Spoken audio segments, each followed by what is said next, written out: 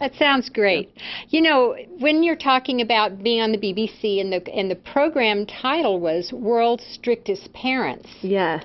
And yet, what you're sharing with us is that your children enjoy doing these things. So Yes. what are you going to share with us? What kinds of wonderful things are you going to share with us right now that can help the parents? Where would you like to start? Can I just start with the word strict? Yes. Because it seems to me that in our current society, we don't completely understand that word. Mm-hmm. We really don't. I think when people hear the word strict, they automatically think of a very stern, ornery, possibly angry, passive-aggressive, whatever that really strict person looked like that was angry in their lives, mm-hmm. and they go, there's no way I'm doing that. And that when their parents were angry at them when they were kids, they were like, I'm not being that way. And so they saw this angry way to be, and then they thought, I'm going to the extreme opposite. I am going to let my children choose everything, and I'm not going to be ornery like that. I'm just going to always be kind. And so what we've seen happen in recent years is this parenting revolution. Can I say that? Like that? Go ahead. It is. It's a term. I call it the parenting revolution. Uh-huh. I am trying to be another voice in this cultural parenting revolution, because we're bombarded with voices all the time. Yes. And it's because, bless everybody's heart, they are trying to help where they see a problem. Mm-hmm. Except for most of the time it's not a full picture. That's the problem. It's like a Band-Aid or a trick or a whatever it is, it's not complete, and it's not principle-based.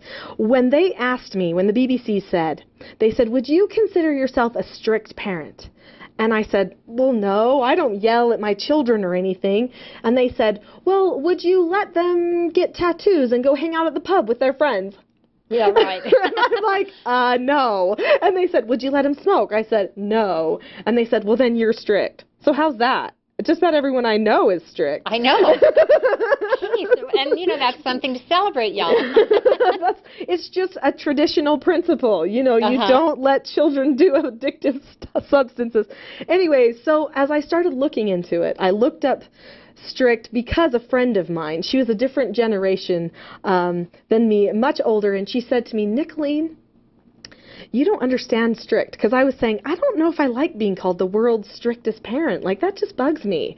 And she said, you don't understand strict. She said, a strict parent doesn't need to yell. And I was like, she's right. A strict parent doesn't need to yell. So I went home and I looked up strict, and it said a person who governs themselves by specific principles.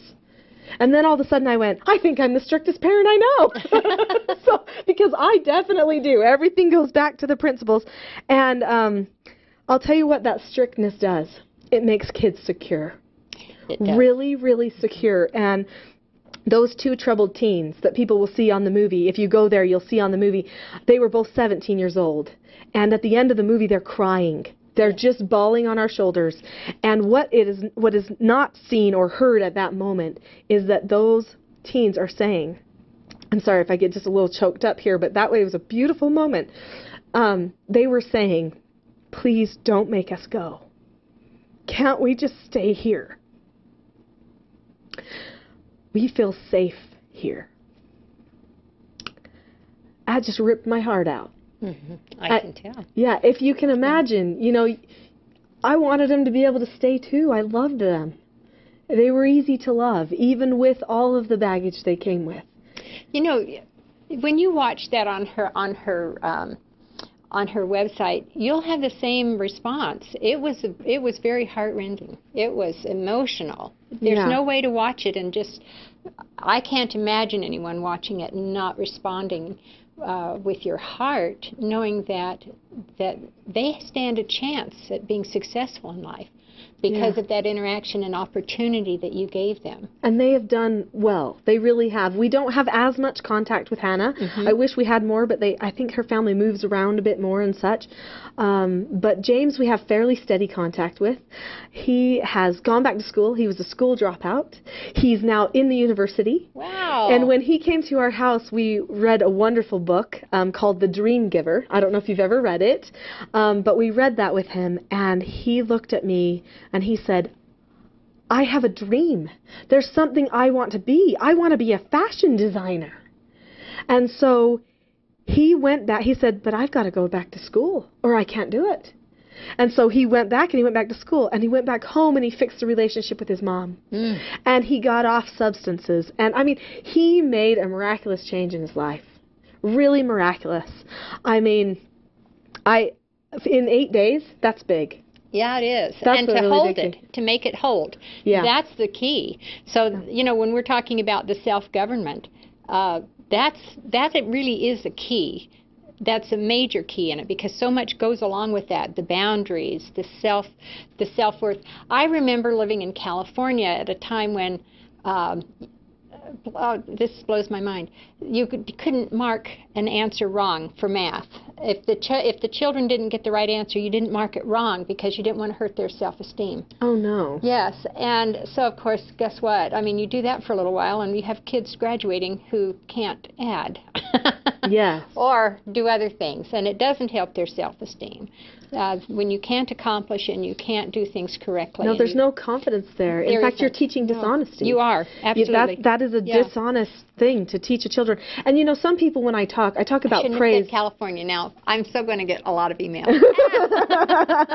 Well, it's not just California, right? It was like a cultural thing at the time. Yes, it was. Anyway, it was part of a big wave of change that came about. I spoke one time to a group, a very educated, fantastic group, and there was a woman who said, I was talking about praising, because I truly believe that if you praise your children when they really are doing positive things, when they follow instructions, and you don't just say, thank you, I appreciate that, and make it about you, but you say, you know, just now you looked at me and you stayed calm and you said okay, and then you just went and did it and you came back and told me when you were done.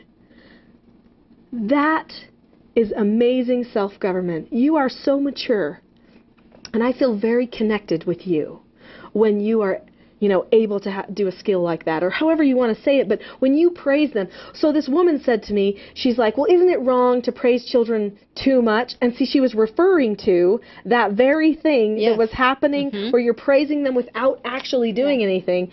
I agree, that is bad. However, if you're correcting your children, which every parent should be, I do believe that you need to praise them 6 to 10 times for every one time you correct them. That's true. And maybe sometime when we're on here we can talk about how to correct, and I can show you how even during a correction I praise my children. Excellent. Well, you know, we're really about giving some how-to skills, some real specifics. Definitely. So we will do that. So if we don't get to it today, definitely plan on us getting to that. In fact, what we're going to do now is we're going to take a commercial break, and we're going to invite you to run and get a pencil and paper, because actually Nicholeen is going to give you some specifics, and you're going to want to take some of these things down. She's got 2 lists that are really key. And for those of you that got the email blast that I sent out to everyone announcing today's show and talking about Nicholeen, I did put in there to run and get pencil and paper, make sure you came prepared. So we're going to take a break, give you an opportunity to go get that pencil and paper, and get ready for some really great information coming out here, some real specifics that Nicholeen has learned and put together over these past 13 years, or more actually. So we're going to take a break. We'll come right back. You are listening to B.J. Stober and Nicholeen Peck on Family Voice Radio. So come on back.